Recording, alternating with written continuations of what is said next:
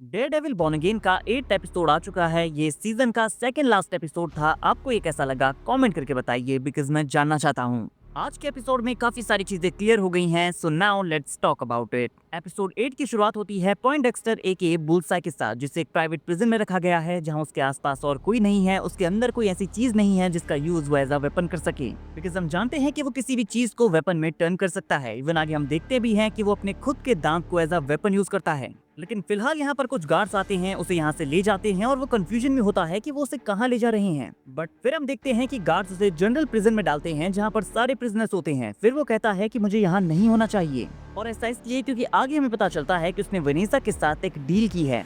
ये पूरा एपिसोड एक पजल की तरह बिखरा हुआ था, जिसे हम सॉल्व करने वाले हैं। एंड नाउ जब उसे जनरल प्रिजन में लाया गया था तो गार्ड उससे कहता है कि welcome to your new house, और वो कहता है कि नहीं, मुझसे कहा गया था, और यहाँ पर वो चुप हो जाता है। तो यहाँ वो वेनेसा की बात कर रहा होता है, बट ऑब्वियसली वो यहाँ पर रिवील नहीं कर सकता।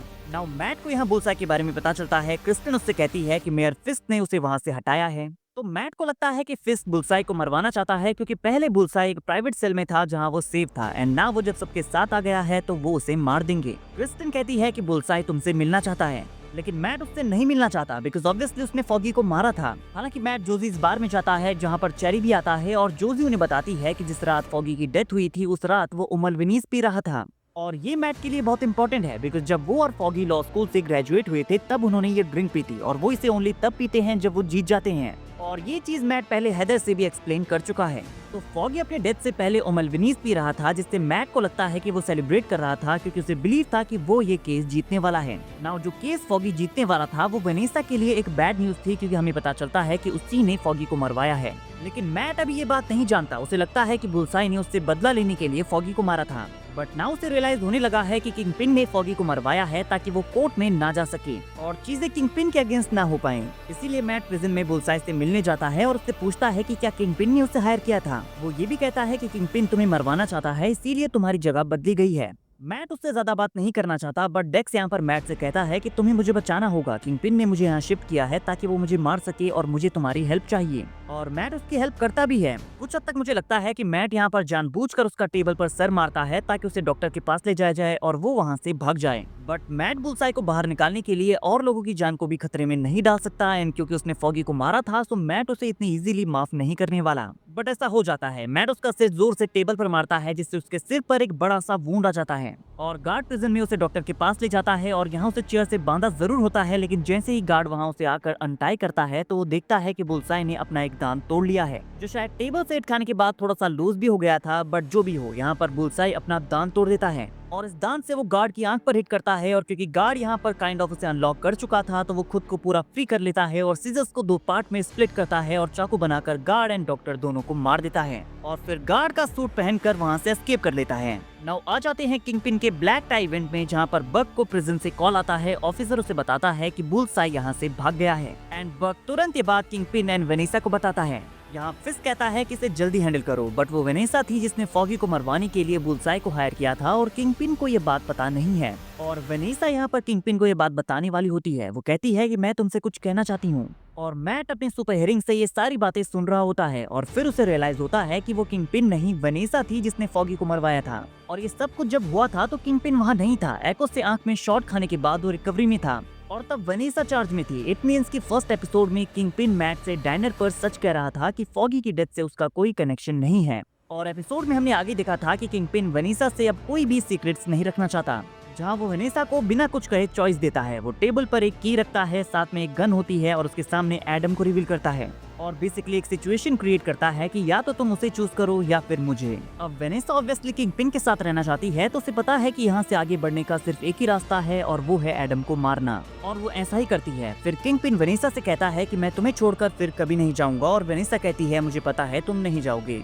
तो किंगपिन अब मेयर फिस्ट बनने के बाद और ज्यादा पावरफुल बन गया है। इवेंट में हम उसे कई सारे रिच लोगों को ब्लैकमेल करते हुए देखते हैं, इंक्लूडिंग सॉर्ट्समैन। उसके पास हर एक पर्सन की डिटेल है। उसे ये भी पता है कि हेदर मैट के साथ रहती है, क्योंकि बक उनसे मिलने उनके अपार्टमेंट में जाता है, जहाँ पर मैट कहता है कि तुम्हें कैसे पता वो यहाँ है। वो कहता है कि मेयर को उनके सिटीजन्स की परवाह है। तो किंगपिन को पता है कि हेदर मैट की गर्लफ्रेंड है। बिकॉज मैट डेयरडेविल है, तो किंगपिन को शुरुआत से पता था कि हेदर मैट की गर्लफ्रेंड है। इसीलिए वो हेदर के साथ अपनी मैरिज थेरेपी रखता है और उसका ट्रस्ट गेन करता है, ताकि बाद में वो मैट के अगेंस्ट हेदर का यूज कर सके। एंड किंगपिन की टास्क फोर्स कंप्लीटली फेयरलेस हो चुकी है। वो पुलिस चीफ गैलो की भी नहीं सुनती, क्योंकि एक वर्कर यहाँ पर किंगपिन की पिक्चर लेता है और पावल, जो कि एंटी विजिलेंटी टास्क फोर्स का मेंबर है, गैलो के सामने वर्कर का हाथ पकड़कर जायंट हॉट ऑयल बोल में डाल देता है और गैलो के फेस पर कहता है कि मुझे तुम्हारे ऑर्डर्स लेने की जरूरत नहीं है। तो किंगपिन ने पुलिस को भी करप्ट कर दिया है। नाउ गैलो यहाँ पर मिलता है बीबी से, और बीबी को भी किंगपिन ने डैनियल के थ्रू ब्लैकमेल किया था, ताकि वो अपनी रिपोर्ट में डेयरडेविल के हेदर को बचाने और म्यूज के पकड़ने की जगह एंटी विजिलेंटी टास्क फोर्स का नाम डाल दे। तो यहाँ बेसिकली हर कोई किंगपिन के कंट्रोल में है। बट बीबी एंड गैलो एक न्यू प्लान के ऊपर काम करने वाले हैं, जिसका पता हमें जल्दी लग जाएगा, शायद अगले एपिसोड में या फिर नेक्स्ट सीजन में। नाउ आता है एपिसोड का लास्ट पार्ट, जहां पर मैट को रियलाइज होता है कि किंगपिन ने फॉगी को नहीं मारा, वेनेसा ने मारा है। और वो सुनता है कि बुलसाई ने गन लोड कर ली है और किंगपिन को शूट करने वाला है। और वो जैसे ही शूट करता है, मैट उसके आगे जंप करता है और बुलेट से किंगपिन को बचा लेता है। और यहाँ मैट खुद इंजर्ड हो गया है।